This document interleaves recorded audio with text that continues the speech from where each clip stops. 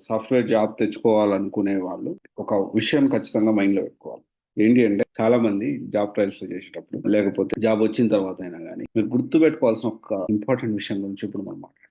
చాలామంది అంటారు, "నేను మంచి ప్యాకేజ్‌తో కెరియర్ స్టార్ట్ చేశాను. నాకు ఒక రూ. 1,00,000 వస్తా ఉన్నాయి. నాకు ఒక 2,00,000 వస్తా ఉన్నాయి. నాదొక 10,00,000 ప్యాకేజ్ అయిపోతే చాలు. 20,00,000 ప్యాకేజ్ అయిపోతే చాలు" అనుకుంటా ఉంటారు. నేనేమంటున్నానంటే, ఎంత డబ్బులు సంపాదిస్తున్నాం అనేది ఇంపార్టెంట్ కాదు.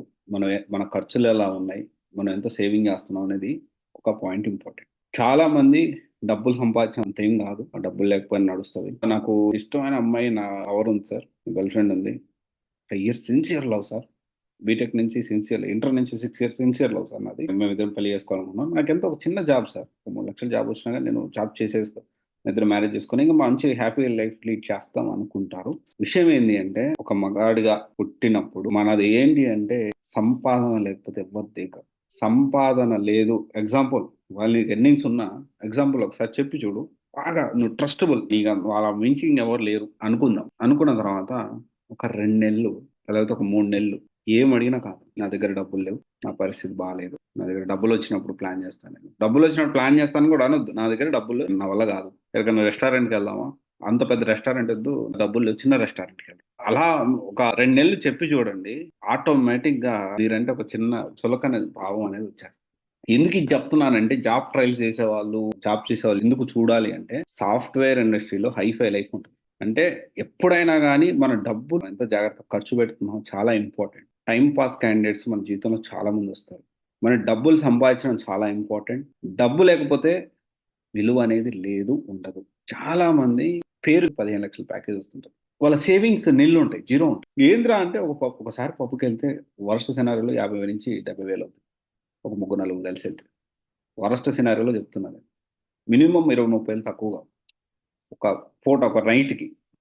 సో, అలాంటి కల్చర్ ఉన్న అంటే మనకు తెలియని కల్చర్. వాస్తవానికి మనకేందంటే ఊర్ల నుంచి వచ్చిన వాళ్ళకి ఇలాంటి కల్చరు ఇది అంతా మనకు కొత్త. మనకు తెలీదు. తెలియకుండానే చాలామంది ఈ వచ్చిన డబ్బులు వచ్చినట్టు ఖర్చు పెట్టడం. డబ్బులకి విలువ లేకుండా అంటే ఎట్లా పడితే అట్లా ఖర్చు పెట్టడం. ఫ్యూచర్ ప్లానింగ్ ఉండదు. సేవింగ్స్ ఉండవు. ఏముండవు. సో, సాఫ్ట్‌వేర్ ఇండస్ట్రీకి సాఫ్ట్‌వేర్ జాబ్ కోసం వచ్చేవాళ్ళు ఖచ్చితంగా ఇలాంటి కాన్సిక్వెన్సెస్ ఉంటాయి. మన జీతం ఏంది? మన ఇంట్లో పరిస్థితి ఏంది? మనం ఎక్కడి నుంచి వచ్చాము? మనం ఎంత సేవింగ్స్ చేసుకోవాలనే విషయం ఖచ్చితంగా ఆలోచించాలి. ఒకవేళ ఎవరైనా డబ్బులు సంపాదించడం, డబ్బులు అంత ఇంపార్టెంట్ కాదు అని ఎవరన్నా అంటే అది కరెక్ట్ కాదు. డబ్బులు సంపాదించడం చాలా ఇంపార్టెంట్. డబ్బులు లేకపోతే మనిషికి విలువ లేదు. అంతే ఇగ దానికిగ తిరిగే లేదు. ఈ మాటలో ఇగ తిరిగే లేదు. గుర్తుపెట్టుకోండి మీరు. సాఫ్ట్‌వేర్ ఇండస్ట్రీకొచ్చేటప్పుడు మన గోల్ ఏంటి అంటే, ఎప్పటికప్పుడు స్కిల్ అప్‌డేట్ చేసుకోవాలి. ఇంకా బెటర్‌గా నేనేం చేయగలుగుతాను? ఇంకా బెటర్‌గా నేనేం నేర్చుకోగలుగుతాననే ఆలోచించాలి గానీ, ఇక్కడ నా ప్యాకేజ్ ఇంత ఇక ఓకే. నేను సాటిస్ఫైడ్. ఇక నేను ఆగిపోతానంటే డెఫినైట్‌లీ మీ జాబ్ అనేది రిస్క్‌లో పడిపోతది.